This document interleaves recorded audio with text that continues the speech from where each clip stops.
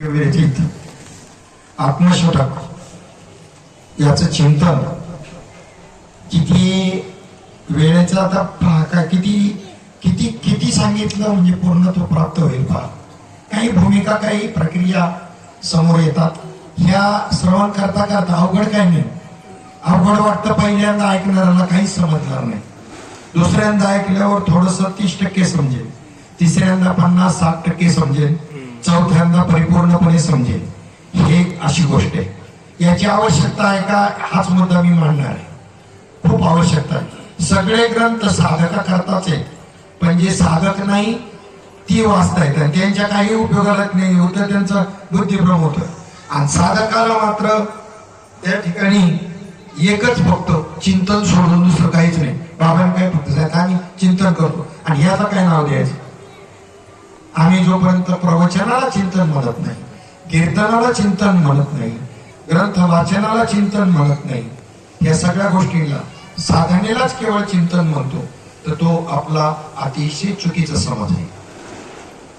संप्रदाय हा अनादिकालचा आहे, पण तरी सुद्धा संप्रदाय आणि त्याच्या मागचा असणारा जे काही तो शास्त्रमान्य आहे, शास्त्र प्रचिती, गुरु प्रचिती आणि आत्मप्रचिती तिन्ही समान महत्वाचे आहे. एखाद्याने शास्त्र प्रचितीला महत्व दिलं, आत्मप्रचिती नाही, तर तिथे फक्त विद्वान आणि पंडितच तयार होतील.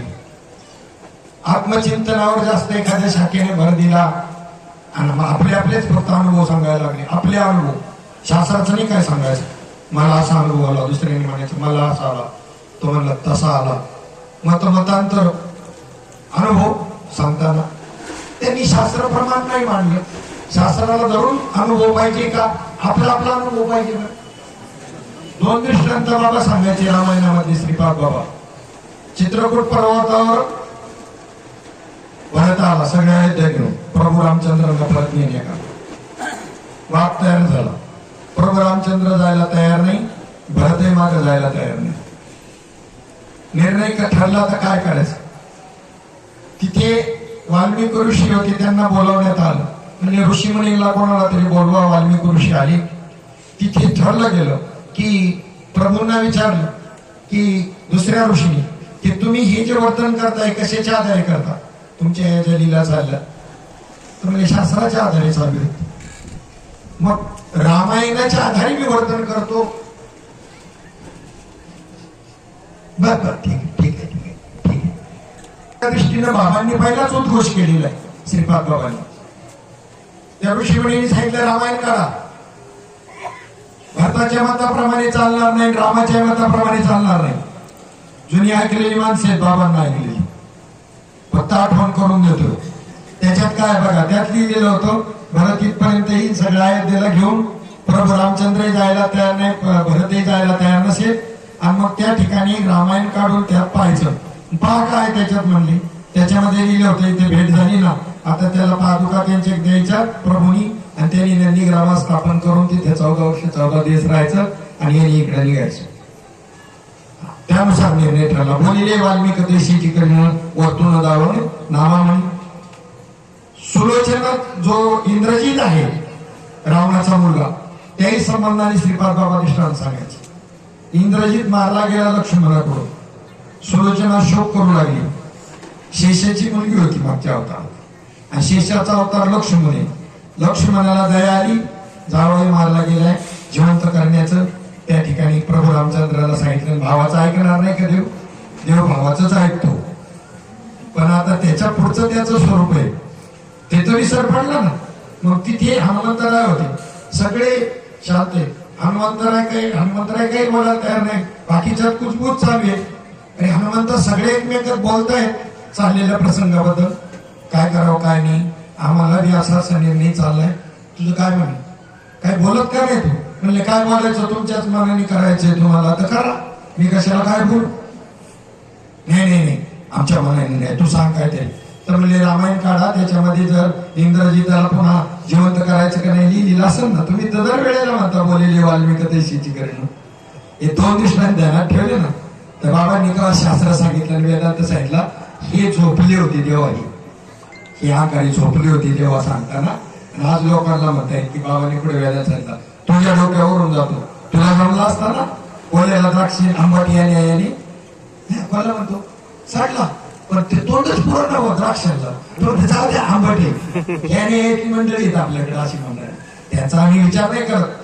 तुम्ही तशी त्या विचाराकडे जाऊ नये याच्याकरता बोलतोय. ती पेटली तिकडं, आम्हाला त्यांच्याशी घेणे नाही आणि आम्ही त्यांचा विचारही नाही करत आणि आम्हाला त्याचं काही वाटतही नाही. अति अपनी चाल में मस्त नहीं चलता है, कुत्ते कितने भोगते हैं.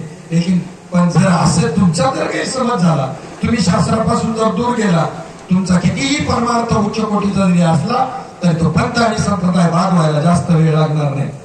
जो शास्त्राला धरून संप्रदाय पंथ असेल तो जगतामध्ये टिकून राहिले. हे शैव गाणपत्य सौर हे शाक्त पाच होत ना, शैव वैष्णव सौर शाक्त आणि गाणपत्य.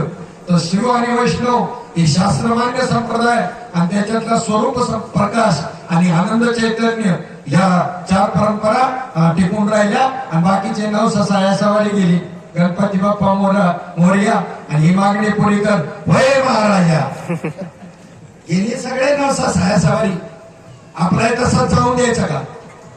एक याचे महात्म्याचे एवढे ग्रंथ आहेत, एवढ्या गाथा आहेत आणि तरी आपली पद रटत म्हणतात. ते तमासगिरांसारखी पद कीर्तनांमधून पद म्हणून भाव प्रकट करण्याकरता थोडस म्हणून दाखवत हरकत नाही. मी कोणाचं समर्थन करत नाही आणि कोणाचं खंडनही करत नाही, परंतु त्याच्यामध्ये सगळीच पद आणि महात्म्याला लेख खाली आणले तुम्ही किती प्रमाणे त्याच्याकरता पाहिजे तेवढे गाथा, एक गाथा ज्ञानेश्वरी एवढी आणि तुम्ही त्याच्यावर पद रचून तुमची सगळी पदावर चालली आणि ज्याची जास्त अवस्था होईल त्याचे कीर्तन लय भारी कुणीकडे घेऊन चालले हे. आणि तिथं वजाबाकी झालेली जळगाव जिल्ह्यामध्ये आम्ही आता मध्ये कोळगाव म्हणून होतो, तिथं चिंतन शिबिर केलं. 100 माणसांनी माळच काढून टाकल्या का? पुढचं विनियोग सांगणारी असे महात्मी नाही, तीच गती होईल आपली. कारण आता परमत्व आनंद वृत्तीरूपाने आनंद घेण्याची जी चटक लागली ना, जरी ब्रह्मानंद असला तरी ना वृत्तीरूपाने आनंद घेण्याची चटक लागली ना ती पुढे मिळत नाही. आणि म्हणतात पाहिलेला आनंद व्हायचा आणि आता काय झालं, अरे सुख गडोगडी वाढवलं का कमी होईल. तुम्हाला सोय सापडली नाही, सापडेल या चिंतन